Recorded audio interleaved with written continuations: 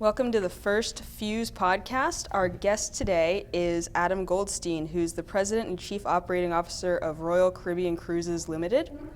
Mr. Goldstein, if you could perhaps just orient our listeners by telling us a little bit about yourself and how you became to be interested in energy security.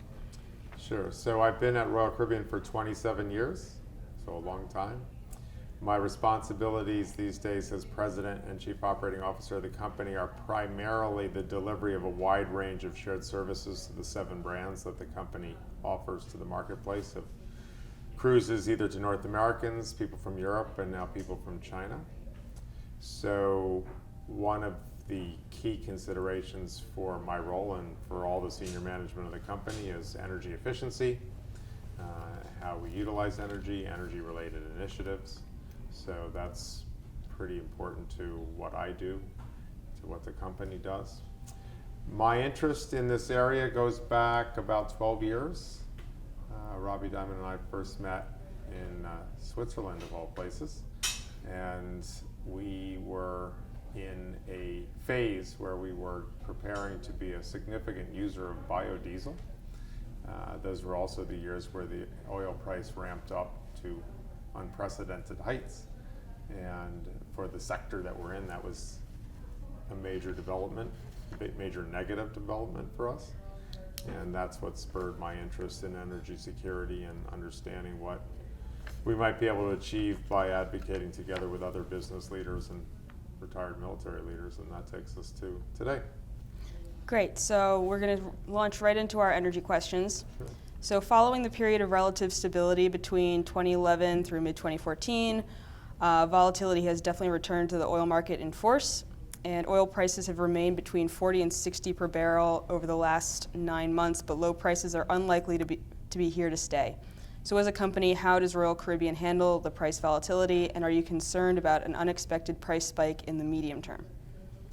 Well, to answer the second question first, we are definitely worried about price spikes in short term, medium term, or long term. These are very meaningful developments to our business when they happen. They're very adverse to our financial results, and we want to try to mitigate the potential impact. So I would say the number one thing for us by far would be just to use less oil, as little as we can use to propel the ships from one place to another and to offer the experience that we offer to our guests who are on board. And there are many aspects of our efforts to use as little of it as possible. The second thing would be that we have had for many, many years now a hedging program. We are typically hedged about 50% of our needed oil purchases looking forward 2 years. So that is one of our key techniques for managing overall volatility and making sure that the amount of volatility that we're likely to face under any sort of reasonable scenario is something that the company's well positioned to handle. The third thing, which probably is not nearly as important as the first two, but is nevertheless something we work very hard at, is to purchase fuel as well as we possibly can, as efficiently as we can. We are operating in 490 ports of call around the world, dozens and dozens of what we call home ports where cruises begin or end. Many of those destinations are potential places for purchasing fuel, and the more efficiently and cheaply we can buy fuel around the world, the less subject we are to the volatility of the pricing. So those are 3 different ways that we try to accomplish the goal of minimizing volatility's effect on us, but it's still very real, and it's something that we don't forget about. Could you give us an example of what's the difference between efficient purchasing of fuel and inefficient purchasing of fuel? What does inefficient purchasing of fuel mean? So while there's a world price for oil, there's actually some variability from one port to another, depending on whether we're purchasing in. There could be various reasons why countries might decide to offer, or refineries or oil providers, depending on what's happening with refining capacity, whether there are gluts in storage in a local area that might not be indicative of the world scene. So pricing can vary from place to place. It doesn't even have to vary that much. It can be meaningful to us because our business requires the purchase of significant amounts of fuel. So even within the context of a world price of oil, we can find that it's more expensive to buy in one place than another. and we really scour the world, and we use a variety of third-party knowledgeable experts in the field to help us buy in the places and at the times that are most advantageous, as well as that we, through our hedging program, manage the overall oil price volatility. Got it. In 2012, when oil prices were over $100 a barrel, the Wall Street Journal pegged fuel prices as the single largest expense for airline companies, reporting that about 34% of revenues were allocated simply for fuel purchasing. Is this a comparable expense for your industry? We are not as exposed as the airline industry is to fuel prices and aggregate fuel expenditure, but we are relatively exposed compared to many other sectors of especially travel and tourism. So yes, it may be that in the most acute year, the percentage that you mentioned, 34% for an airline company, may have been real for that year. I think the realistic range of exposure of aviation companies is probably in the 20 to 30% range. In big rough numbers, the relative comparative to our sector would probably be the 10 to 15% range. And so this is obviously a burdensome but inevitable part of your operating budget. So can you tell us a little bit about your efforts to improve efficiency, diversify your fuel sources, or develop alternatives? You mentioned biodiesel earlier. Right. It would be great to hear more about the status of those programs. So there are so many different efforts underway that it could probably be a seminar for graduate level work. Just to pick a few, in no particular order of importance. There continues to be tremendous progress associated with the hydrodynamics of the ships. In other words, the ease with which the ships move through the water has an enormous impact on their fuel efficiency. And as technology develops, computer modeling and simulations advance, metallurgy improves, construction techniques become more sophisticated.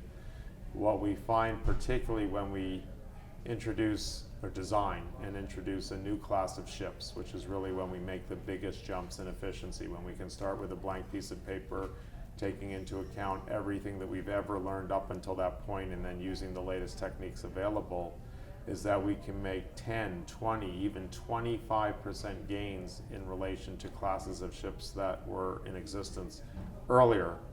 And a lot of that has to do with making hull configurations, propeller configurations optimized for the size of ship, and it also involves paints and lubricants, and even lately, air bubbles. So believe it or not, and I suppose a lot of people who are not involved in the maritime world would not know that this is true, but in the last couple of years we've been introducing ships which eject, I guess, trillions of tiny little air bubbles out of the underneath of the hull, which, despite the fact that the ships are massive and heavy and are sitting in the water, these little air bubbles create a little bit of, I don't know if space is the right word, but they reduce the friction between the ship and the water that it's sitting in, and actually have turned out to have a meaningfully positive effect on fuel consumption. Besides those types of phenomena, and there's a lot also that goes in the guest part, that, let's say, the hotel part of the ship, there's a lot of opportunity associated with advances in heating, ventilation, and air conditioning to drive fuel efficiency, lighting, for sure. On the bridge where we drive the ships and in the engine rooms where we control the engines, there's a lot of advances in computer optimization, software enhancements that take into account current, wind, whatever, to indicate to the engineers and the captain and the navigation staff how exactly to drive the ship at any moment in time to get maximum fuel efficiency out of the engines. This continues to advance over the course of time. You mentioned biodiesel before, because I had noted it. So there was this interesting phase around 2006 to 2008 where, to the best of our knowledge, we were briefly the world's largest commercial user of biodiesel. Today we don't use biodiesel. why don't we use biodiesel? Because several different things conspired to make it unattractive. One was that the suppliers of the biodiesel took advantage of the tax breaks that they were given to create it, didn't pass on any of it to the users. Another one was that the specifications for biodiesel were very immature, and therefore there was a very wide range of type of biodiesel The blending. that a provider could provide to us without violating their specification. And depending on what they provided to us, could be either very nice to the engines or very harsh on the engines. And the harshness was a difficulty for us. And another reason would be that when the biodiesel first became available on a widespread basis, it was sort of universally accepted and considered to be attractive, as we all found out about some of the implications of palm oil plantations and destruction of rainforest to create those opportunities. Public sentiment, and frankly our own sentiment, altered against the use of biodiesel. So those were all things that were true between 7 and 9 years ago. Maybe in the future we'll turn around. Meanwhile, other opportunities in terms of alternatives seem to become apparent or possible, such as liquid natural gas, which is beginning to show up in our sector, potentially fuel cells in the future, and so forth. So yeah, there are beginning to be alternatives to traditional marine, either heavy fuel oil or marine gas oil, that were not available 5 or 10 years ago, but could be available 5 or 10 years from now. And let's go back to the air bubbles briefly. Are you installing equipment in the ships that create and inject the air bubbles at the hull of the ship? Yes. Is that correct? So inside the ship, you have to introduce the machinery that can produce the bubbles. We have learned quite a bit about these bubbles. If they're too big or if they're too small, they don't produce the intended effect to reduce the friction between the ship and the ocean. So we've become more proficient at producing just the right size perfect of bubble, bubbles. the Goldilocks bubble. And I mean, it's incredible because we're talking about ships that are more than 300 meters long. We're talking about ships that are 45 to 50 meters wide. These are tremendous pieces of equipment. And yet these little air bubbles can help them move through the water using less oil than before. That's fantastic. And are you sharing that insight with the military or other large shipping carriers? Is it known across the industry? At some level, these capabilities are known, although they are emerging in this time frame. We're not the only people. We didn't create that concept, and Right. we're not the only users of it. We're probably one of the larger applications of it that exists today, but it's known, and I suppose other maritime enterprises are considering whether it would be right for them.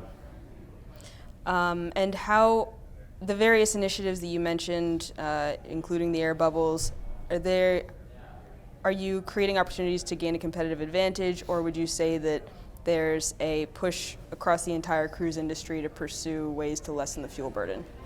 There's no question that all of the major cruise shipping companies, and probably all of the cruise shipping companies, are doing whatever they can think of to have the most efficient fuel usage posture that they can possibly achieve.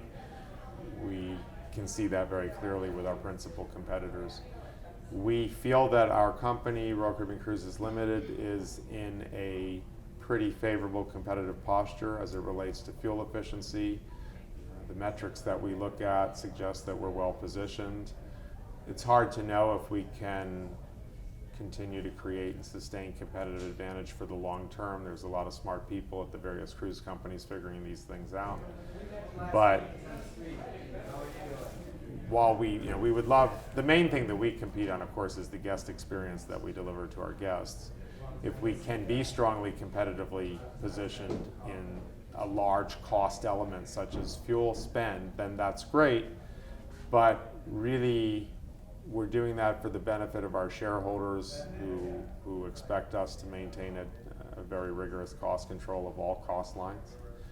And that's the primary reason why we would be trying to use as little fuel as possible, plus the fact that it's better for the world as well as for our company. And then the third thing would probably be, how does that position us competitively? Understood. And so speaking of your customer base, according to the latest numbers from the Bureau of Labor Statistics, the average household spent $2,400 on gasoline in 2014, which was down from a high of $2,700 in 2012, but still double the $1,200 they spent in the year 2000. So how do gasoline prices influence consumer behavior and tourism demand? When gasoline prices are low, are you able to offer more enticing fares because you're spending less on fuel? Or do travelers gravitate towards road trips? Just tell us a little bit about what it means for you. It's a very interesting question, which maybe SAFE can model in the future, I don't know. So I think what's relatively clear is that the higher the price of oil, the less travel takes place, generally speaking. So we are in a sector which is very directly impacted by high fuel prices and by fuel price volatility. But when you start to try to figure out what are exactly the implications, let's say on the cruise business, it's not as clear because the cruise experience doesn't take place in a vacuum. Lots and lots of people take cruises which require that they fly to the cruise first and return home by air later. And also many cruises are drive-to cruises. So the interplay of these different variables is not obvious.